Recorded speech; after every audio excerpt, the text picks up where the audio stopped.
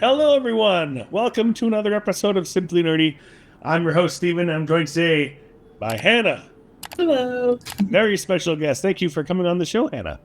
Yeah, no, it's exciting to be here again. I love talking about this book and movie, so I don't know. You're asking me to do a really fun thing. Yes, I know. I do too. I'm so excited for this movie. Love the book. Over the course of this last weekend, we had a San Diego Comic-Con. They had a full panel with Ryan Gosling, Chris Miller, Phil Lord, Andy Weir, and Drew Goddard. And we're going to go over that today because they spilled a lot of really good, juicy details there. And as well as other portions of the internet. There's been all kinds of things circulating about this movie. To start, I need to share this quote from Andy Weir because he has seen, okay, so he's seen the whole movie, and this is what he has to say. So this is on Screen Rant. And he says, I've seen cuts of the film, and it's really good, guys. It's really good. These guys are amazing directors. Everybody knows that. I couldn't be happier with how things turned out. I couldn't ask for better talent in every aspect. We waited for Drew Goddard. We had to wait several months for him to finish the project that he was previously working on. And in that quote, he's talking specifically about the screenwriter, because Drew Goddard also did the screenwriting for The Martian, which was another adaptation of Andy Weir's. So they got the same guy, and the fact that they got the same guy makes me so happy because I didn't read The Martian, but Anthony did. Anthony read The Martian, and I showed him the movie fairly recently. He's never seen it, and he was saying how faithful and basically like word for word faithful that it was. And just the fact that the author himself says that this is a good adaptation is a good sign, because when does that ever happen? Okay, when do we ever get a movie where the author is happy with the adaptation? I mean, there's always something that the author is complaining about or says, I wish they would have done that or something. But this guy's like, I couldn't be happier. This is amazing. Hannah, what do you think? No, I think especially Andy being a full producer on the movie too is like huge. And Yes. I don't like a standard moving forward because I feel like it's like in everything he's talked about being involved with the movie, they've had such attention for detail and such care for the story. And I think it seems like the story is in really good hands. And part of it is because Andy has been there throughout the entire process. And I think that's like, I don't know, so cool. And I think so important when you're trying to have a faithful adaptation. And I think you have great source material to work off of with Andy's writing. I think something I really love about Andy's writing is that it like plays like a movie in my head. Like I feel like his writing is like just descriptive enough, but like the pace is like a film. I think is the best way to describe it. Of like, I can see things as they're happening, and I can really get a feel for how things are laid out. And so I think his writing is really well primed for adaptations. And I think in everything I've heard from all of the directors, writers, producers, they are trying to keep it as faithful as possible, which is like huge for a fan of the book. And I think the book is like pretty much perfect. And so I couldn't be more excited. I think like everything that's come out, I'm just like, I thought I was already super excited. Like when the movie was announced, I was over the moon. When I saw who the cast was, over the moon. First trailer, I was like on cloud nine. And now like hearing all these additional details, I'm like, this is going to be just incredible. And I can't wait. So at the San Diego Comic-Con, during the little panel that they had, the directors mentioned that they didn't want to change anything. They didn't want to change anything that was difficult to make their lives more convenient, because they wanted to stay true to the source material. And that difficulty is what makes the movie interesting and special. I was like, dang, I love it. And one of those that was particularly difficult, especially from a screenwriter perspective, was writing dialogues and scenes between Rocky and Ryland. Is particularly difficult. I love the way he put it. He's like, one character is a rock. And you got to make the audience care for this rock. But yeah, they said that, others have done it. Pixar makes you care about a lamp, and it's hard to get a lamp to have emotion and whatnot. So the fact that audiences can care about a lamp, you can definitely care about a rock if you do things correctly. And that was another difficult thing that they did not want to change. Yeah, well, I think I in the way they've been referencing Rocky overall, it's a puppet on set, which I think is like the 100% right call. Especially like they talk a lot about how having him on set for Ryan Gosling to work off of was like huge. Yes. For like the emotional part of it too, especially because like the whole story is their relationship. Like it is like a first contact story, it is a survival story, but at the core of it, it's about this connection between two people with the same goal to like save their races at home. And I think the like choice to make Rocky a puppet and make him have emotions, and I think something they talked about too was having like spontaneous reactions from Ryland and the puppet while they were acting throughout the scenes, of like they were able to improvise a little bit and like really relationship. And that would have been like totally impossible if Rocky wasn't there in person. Wow. Yeah, it's just that fact made me like so excited, because I think that's what makes this book so incredible, is that character of Rocky and like how much you fall in love with him, how scared you are at first because it's this like rock creature with claws and no face, and then once you get to know him, he's like heart of gold. And then also we have talked a lot about like the actual puppeteers. I think we've known for a little while that James Ortiz is like the main puppeteer. And he, according to his IMDb, is like a Broadway trained puppeteer and has like done a bunch of different shows and is a really like big talent in that space. And so he was like the main puppeteer. And then they talked about they had a team of 5 more puppeteers, probably one for each of Rocky's arms. Yes. They called them the Rocky Tears instead of the puppeteer, which is just like, I don't know, so cute. And I think that's the name is cute. Yeah, I love that name, the Rocketeers. Oh, they're so good. I love it. Oh, I can't wait to see. I know we've only seen like the clips of his hand and nothing else, but I'm really excited. And I think they also confirmed that he's not going to have a face. Like they haven't like retrofitted his character design. Oh, so they did say that. I was so happy. Like I said, that's one of the things. There's like we wanted to keep it true to the book, even though it's going to be difficult. That was something I was worried about. It's like, please, yeah. But they're staying true. Yeah, the like Hollywoodification of sometimes characters, like I don't know, upskilling them so they like sell better. But I think them like fully committing to the character design and like what worked from the book is gonna like so pay off in the end and like come out with like a really unique product too. I think like no one's ever seen of alien like Rocky before, and so I think it's just gonna be so cool. Because there's like Adam Sandler movie that came out a year or two ago on Netflix that was like a first contact movie, and it was like a spider type of creature, but they made it look like an actual spider. And for people on Twitter being like, haha, it's Project Hail Mary, but I'm glad they didn't go that route with trying to make it familiar to us. I think in the better. Please don't. This is something else that I absolutely love about what I'm hearing about this movie, is that it seems like it's a passion project, not just for, you know, obviously the author himself, but also for the directors and for the screenwriter. The screenwriter, Drew Goddard, he said that he wanted to spend the next 5 years of his life working on this movie, and he couldn't be happier. As well as the directors also read the books, as well as the screenwriter. As I mentioned, the screenwriter also read the book, but the directors also, and they couldn't put the book down. They one of them, I don't remember who it was, but one of them said he read it all throughout the night. He didn't put it down until 4 a.m. He finished the book. And he was so enthralled with the story, and he could not wait to see how it ended. So one sitting.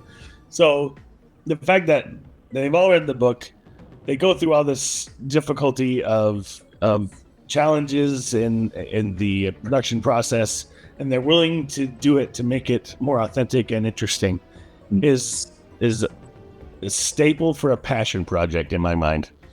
And going back to what you said too, Hannah, about having an author involved throughout all of this brings me hope for a future adaptation of a Brandon Sanderson novel at some point. Yeah, seeing a project like this unfold the way it has gives me hope for a Brandon Sanderson adaptation at some point. But we're here to talk about Project Hail Mary. But I just wanted to throw that out there, that this gives me hope for something like that. Yeah. Absolutely. Well, I think what you're saying about like the writers and directors, like all just being, I feel like they feel like fans of the book too. which is really Yes. cool. And like it's very much a passion project on a massive scale with a big budget. Yes. But I totally agree that I think like it seems like they really get the story. Like they understand why the story works, and they understand like I think I found a quote from Drew Goddard that said like he had a note on his desk that said communication is empathy and empathy is communication, and that dictated every scene with these two characters, Rocky and Ryland, who are always trying to see things from each other's point of view. Yes. I think like it's such a big scale of a story of this like planet ending threat, but they've like boiled it down to like this is what it's really about. And I think like hearing that quote from Drew was like, oh, he gets it. We're good. Yes. Like Exactly. it's not going to be a one-to-one adaptation. I don't think it ever can be from like a book to a movie because you have to cut Yeah. things have to be adapted to work on the screen. But I think the fact that they get it is like really exciting. That like even if things change, it's still gonna be faithful, I think. Andy says that the directors would come up to him and say, hey, look, we're doing a scene that takes place at this point in time in your story. We want the calculations and numbers in the background, even if they're blurry or even if it's on a whiteboard or whatever. We want these numbers to be accurate and to display exactly where he is along his journey or whatever. So he says any numbers that you see in the movie, even if blurred, are real calculations that Andy worked on because they wanted to be as accurate as possible. And that was just like, boom.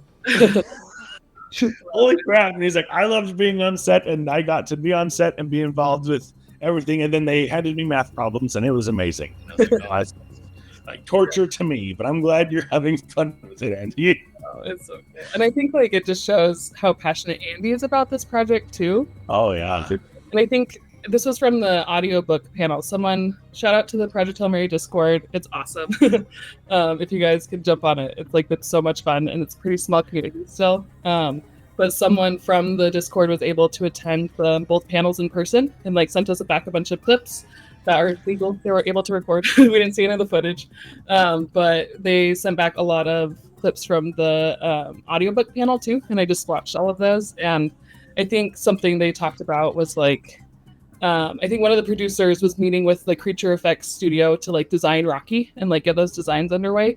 And they reached out to Andy like, hey, like, could you just write up like kind of like a 15-page essay about like Rocky and like features and like all of the like things that make him tick, just so we have like a good reference to go back to. And Andy was like, oh, I already have it. Here it is. And here I remember that because he's like, and he found like a real star, like a real planet that Rocky came from. And he's like, okay, based on this star, like what would the alien species be like? How would they work? What would make them tick? And he did all these calculations. Yeah. He did so much research for this. It blows my mind. I'm like, dude, how long did this take you to write? Yeah. Well, I think but he's like, I have all these details already. Here you go. Oh man. Well, I think it adds such like realism to like this is like a sci-fi story, and like it explores like a potential reality of aliens, and aliens I feel like are so often like caricaturized, and like they're either like humans with blue skin or they're like very like stereotypical like green aliens. I think like the only other movie I can think of that have done aliens really interestingly is like Arrival. I think that's like a really cool concept, and I hope this kind of has that movie. Yeah, and I don't know, like the exploration of like how would first contact actually go? How do we figure out how to communicate with other beings? Like I think that's such a cool, interesting concept. Yeah. Yes.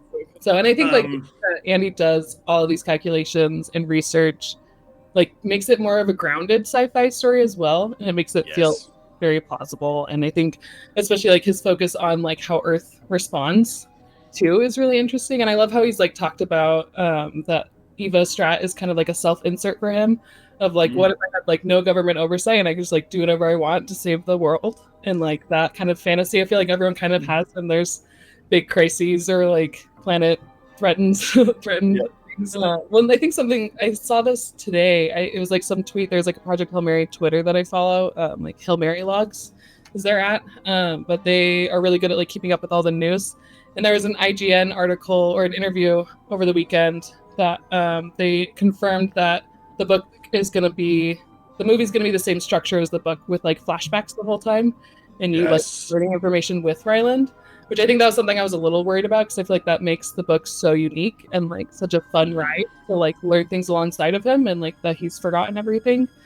And so the fact that the movie's going to be the same, I think it's like such a good call. And I don't know, it just like we were saying, it just shows that this is going to be such a good adaptation and so faithful, which is so right. And that was a concern just going off the trailer, because just looking at the trailer for its face value, you don't really get to see if it's flashback sequenced or not. Yeah. But in my analysis video I did, I saw evidence that there was possibly some memory sequences going on, some flashbacks, but it was not confirmed. So that is good to hear.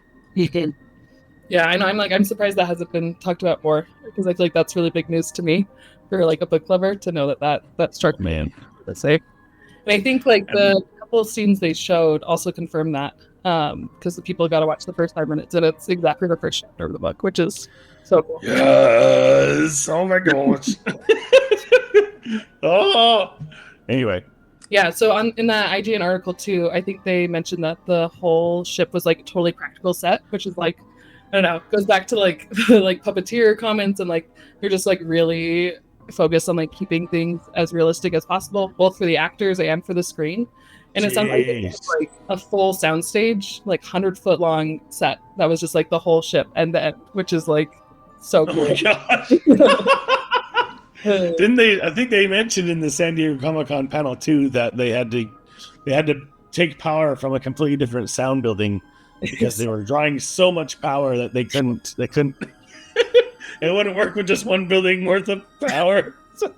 You know, I think they also mentioned turning the set around in different ways for like the gravity. Yes. Which that's something I'm still like, I don't know, I'm very intrigued to see how they do the gravity situation on film, because in the book it's so clear of like there's either like gravity when they're traveling, no gravity when he arrives, and then they have to do the whole cable spin situation for any gravity. And it since the ship design is so different, I think that'll be really interesting. Yes. But yeah, I'm so surprised they also like showed off the schematics of the ship layout on the walls of Hall H. I think that was like so cool to see, and I've been kind of like bring over those to like see. Yes, I will be looking at those. We have them displayed for you now. I haven't taken a good look at these, so I will be for editing this video. But it's the level of detail, guys. I'm so happy. I think the big things I noticed from the schematics is that the lab is like huge. It's not just like one round room; it's kind of this like offset. And there's like a couple different rooms within it of like equipment capsules, what it's called, central hub, analytical. Oh yeah, I'm seeing that now. Yeah, like it's like a really interesting, and like really yeah, they're gonna use all that space. And then my favorite part, especially on the Discord, we were all laughing about the "Don't Go Crazy" room. Are you serious? Where's that? It's kind of in like the middle of the bottom part. Oh, there it is. I'm so curious what that means. That might be that room we saw in the trailer that had TV screens on every side to make it look like they're in an environment. That's what I'm guessing that is. Yeah, I think that's a really good guess, and I think I don't know. I'm so, because that's something that's not in the book at all, and so I'm really no that is, but that makes sense if they'd have something like that. Yeah, the ship is huge compared to the book. I feel like oh man, it's pretty small and utilitarian. So I think having a little bit more room to play in will be really, really cool. Me too. I'm okay with that change. Yeah. And the ship in the book wasn't that impressive anyway. I think I was like, no, I never really loved the visual design of the front. Me neither. That was a welcome change. Yeah, Andy has talked about too of like he like talked about how he doesn't have a super visual imagination, so he's very utilitarian with stuff like that. I think that goes back to like the design of the Blip A as well. That he was like, it's just has straight sides and looks weird. Like it looks humans couldn't create it. I think that was like his main point. And so the fact that they really like went all out with the design for the movie of the Blip A, I think is so cool. I'm so excited to see how that works on film, because the crazy lines and textures, you like can't make sense of it, which I think is perfect. It's what Andy was going for. Yes, no, I agree. I'm so ready. I'm they've given us so much so early. Because I'm like, we still have 8 months. Yeah. So I don't want to see any more. Oh, I wouldn't show anyone else any more trailers. Yeah. From the movie. Oh no. If any other trailers come out and you haven't read the book, don't watch any more trailers. You got everything you needed to know from that initial trailer. You don't need to see anything else. Okay? Go in as blind as you can. You'll thank yourself later. Something else I wanted to bring up is something that Paul Lambert has said. Paul Lambert is the VFX supervisor for the movie. He also worked on the Dune movies, but he said that he said that Project Hail Mary is the most complex movie he has ever made, and he did the 2 Dune movies. Why? That's a wild thing to say. Right? I was like, whoa! So this movie is more complex than Dune, and I love those Dune movies, man. And I can't imagine how complex that was. And the fact that Project Hail Mary is a harder thing to tackle than a Dune is wild. Yeah. No, Jeez. And I think that makes me so excited for all of the like space scenes because we got some concept art. Yes. And like that concept art is gorgeous, and it reminds me a little bit of Dune, of like just kind of the scale and like the alien nature of the planet. And I don't know, it makes me, I think all the visual development I've seen of this movie is so like beyond my own imagination of how I visualize things. And I don't know, they've got some real visionaries working on this, which is so excited. Oh my word, those are really cool. Yeah. I'm looking at it for the first time. I'll also display them here for you too, for your convenience. But we'll have a link to all this in the description below, so you can take a look yourself in more detail. But oh my gosh, those look so good. And I love like the use of color too. I think that's like really stands out. And I think, I don't know, it's Lord and Miller did Spider-Verse. Spider-Verse are very colorful movies. But to like see that translated into live action in this context of like there's a lot of color and a lot of texture. And I think something else they talked about with the design of the Hail Mary is that it's like the PC, it's not a Mac, was their quote. Yes.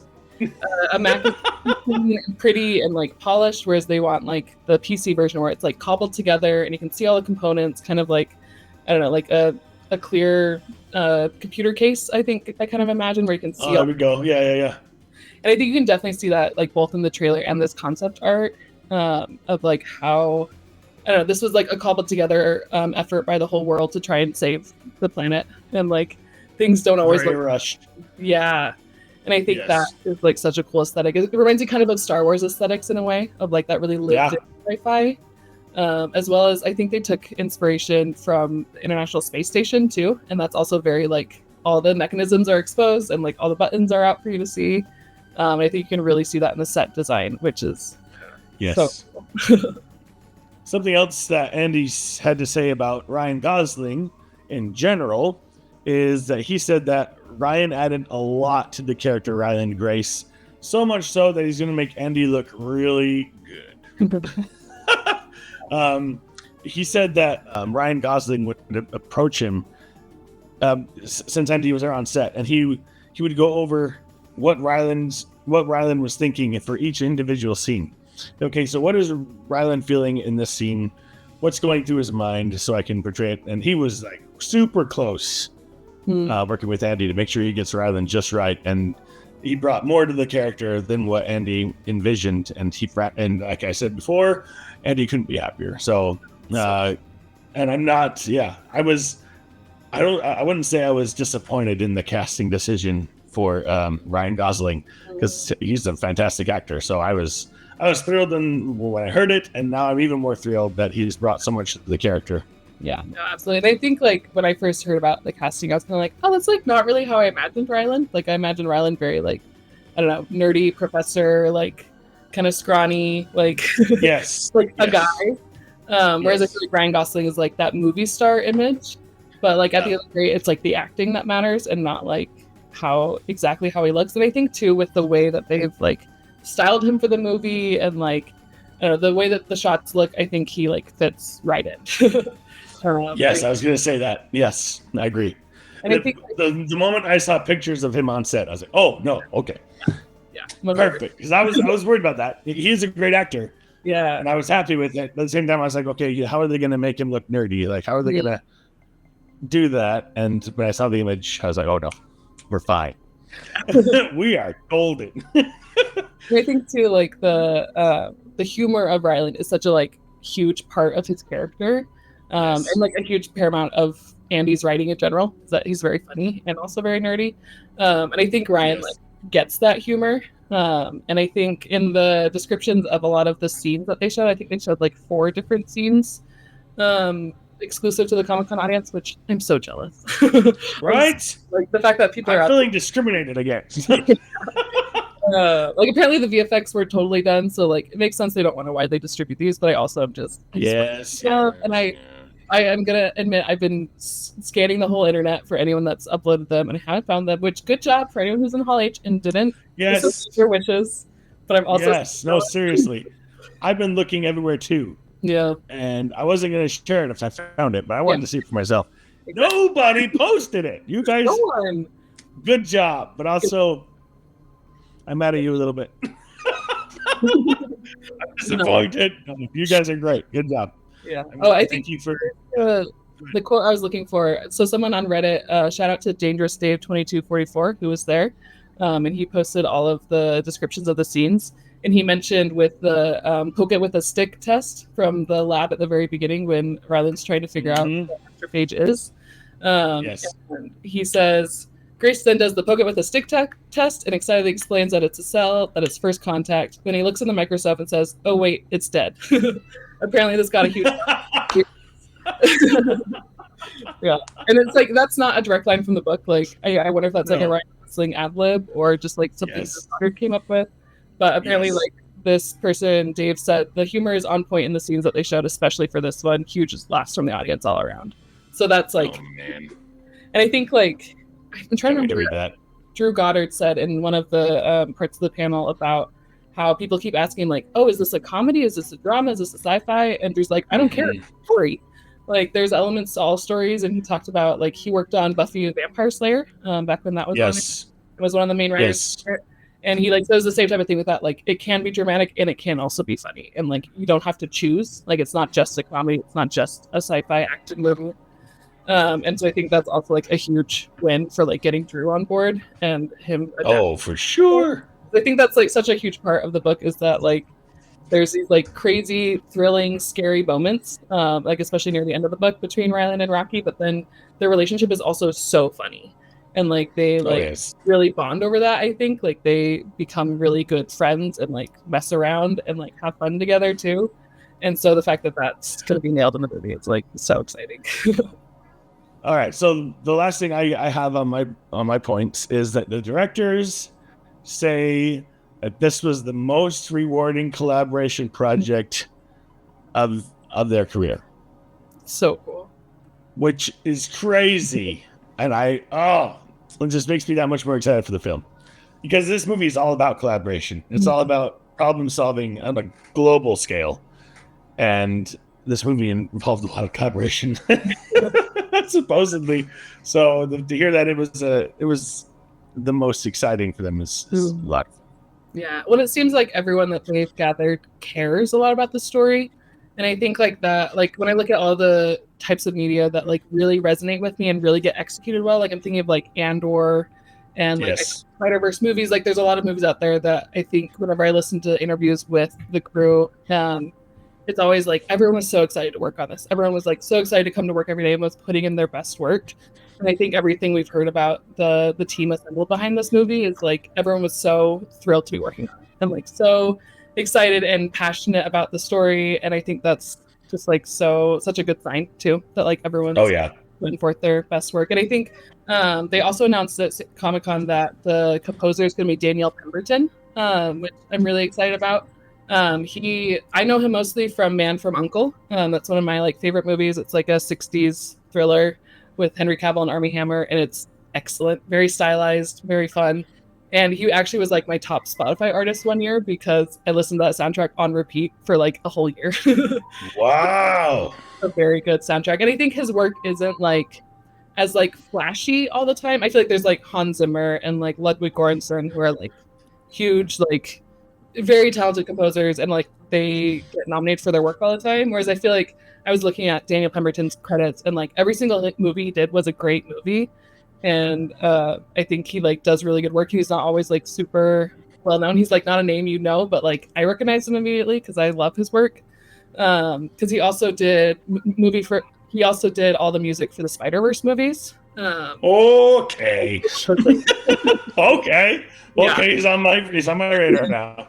Yeah, and so I think the fact that he's like worked with these directors before and has done such great work on those movies, I think those ones are like really well-known scores as well. Especially the most recent Spider-Verse movie. I remember that score just being like so good.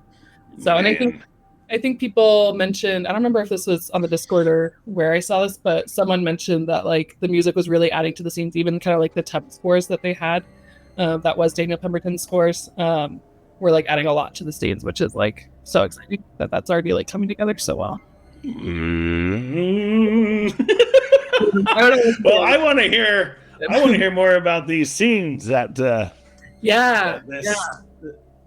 So, we have, if you haven't read the book, I wouldn't recommend looking at these, but we have the link in the description below so you can read them yourself. This post that we're going to link from Dangerous Dave on Reddit has like a full description of like beat for beat everything that happens, which is like, as someone who's like devastated they couldn't see these scenes, it was really great to like hear about how they're executed. So I think the first thing they showed was the first 5 minutes of the movie, which beat for beat follows the first like chapter of the book, and it starts with like the "What's 2 + 2?" question.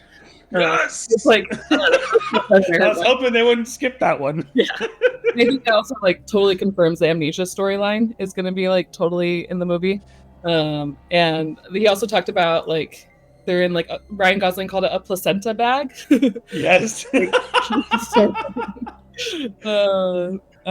then talked about how like the layout is a little bit different than the book, of like the beds are like stacked on top of each other, which is just interesting. So the first 5 minutes of the movie, and then we get to see him recruited by Strat at his middle school, and then like the first day in the lab, and him like poking it with a stick, that scene. And then the third scene they got to see was when the Hail Mary arrives at Tau Ceti, and it talks about like his transition from his transition from gravity into 0G, which I think is like a funny scene in the book of him just like absolutely panicking. I don't know. That'll be so. I feel like Ryan Gosling is going to be so good in that types of scenes of him just like yes. Out. He's so supposedly they even spoke to a couple of astronauts for that 0G scene specifically, and they watched it and said that it was spot on. So, like, yep, 0G is really hard. Yeah, that is an accurate description of what it would look like. Yeah. So anyway, and then I think the scene ends when they detect the Blade, and when those like alarms go off. I think that's a little bit in the trailer too. And then the last scene they showed was the first contact between Ryland and Rocky. And like I think they talked about the models where like Rocky made like a little like human and a little Hail Mary model, and like showed the human going back into the ship, and like that. Oh yes, which is really cool. And they also, this Reddit poster talked about how Rocky's noises were really great in the scene, because we only hear like the tiniest snippet in the trailer, and it's like very different than the audiobook, which is like to be expected. But they talked about how they felt a lot of emotions from Rocky's noises, of like going from normal sounding to like exasperated, and it takes a long time for Ryland to pick up on something, which I think is like so Ryland and Rocky's relationship in the book. Mm-hmm. And I think that's great that was like already coming across in this like really early viewing. Yes. I'm ready. like I said, I can't believe they're making us wait 8 months for this. I want it now. Me neither. Bags. I've also been seeing reports of people on Reddit like getting access to test screenings where they get to see the whole movie out in LA, and I'm also so jealous. Yeah, agreed. Hey, Andy Weir, if any of you guys are watching this, we would love to have a ticket to this. We will give you all the feedback you want. Just throwing that out there into the universe. So just saying. Anyway, I think that about covers it for everything that was revealed and talked about this weekend. But man, that was a lot. It was a lot. There was a lot that there's probably more that we didn't cover too. Yeah. I wanted to give it to you in a more digestible way, so you don't have to watch 5 hours of footage and try to dig through all this yourself. But Hannah, is there anything else you'd like to add before you wrap it up? Yeah, that's about it. I am over the moon, excited for this movie. I don't know. I think like something I was talking about in the Discord was I'm just so excited. It sounds so good. Like I think I had really high expectations for this movie because the book is such a beloved book of mine. Like I've read it like 5 times. I'm obsessed with the book, and the fact that like the movie is coming together so well. Like there's always a chance like things don't pull together last minute in the right way, and it's like maybe a little off. But overall, it sounds like such a faithful adaptation that is true to the source material while also expanding it for the big screen, which is so exciting. And I'm thinking about renting out an IMAX theater because I'm like I need to see as many people as possible and on the biggest screen possible because it's just I don't know, I can't wait. This has been so fun to nerd out over. I'm excited to happy to be here and gush about this. Hey, let's talk about the IMAX theater. That's not a bad idea. Nerdy might even host it. Let's go. Anyway, no, absolutely so thrilled for this movie. Let us know down in the comments below if you've read the book and if you're excited for the movie, or if you're going in blind and you're seeing this movie without reading the book. Let us know in the comments below. We highly recommend you read the book before you watch the movie because you 9 months, man. You have to wait 9 months. Put on 2 Yes. And the audiobook, if you are going to read it, the audiobook is the way to go. And you probably didn't hear it first, but you heard it here first anyway. But anyway. All right, guys. And be sure to subscribe, like, and ring the notification bell so you're notified whenever we do more Project Hail Mary coverage. I promise. We're going to be talking about this for 9 months. And then again, once it launches, we'll have a review. And don't worry, we're gonna cover this thing until it's dry. It won't be. So, anyway, until next time, guys. Keep it nerdy.